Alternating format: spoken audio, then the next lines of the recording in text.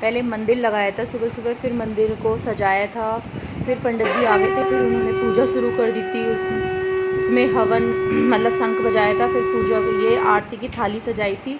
फिर उसके बाद मैंने इतनी एक फ़ोटो क्लिक कराई थी, क्योंकि फिर बाद में टाइम नहीं मिलता।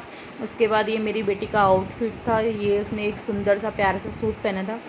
उसके बाद फिर हवन चालू हो गया था, फिर हम लोगों ने हवन शुरू करा था। पंडित जी ने आई मतलब सत्यनारायण की कथा थी, उसमें हमने थोड़ा सा हवन भी रखा था शुद्धिकरण के लिए, क्योंकि हमने बहुत सावन का महीना चल रहा है, तो इससे अच्छा कोई दिन हो ही नहीं सकता।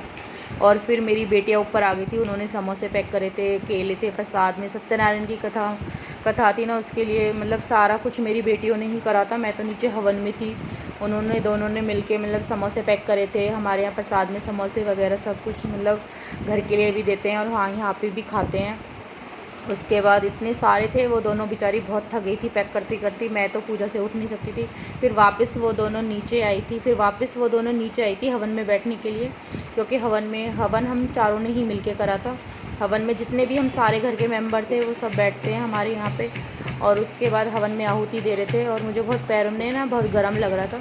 उसके बाद मेरी बड़ी बेटी ने फिर आरती शुरू करी, फिर आरती हो रही थी। उसके बाद सब चले गए थे, फिर मैंने एक और फ़ोटो क्लिक कराई थी। उसके बाद छोटा सा कीर्तन कराया था, कीर्तन हुआ था। उसके बाद हवन में मतलब फिर से पंडित जी ने हवन बहुत ही लंबा हुआ था। फिर उसके बाद सबने आरती करी थी मिलके।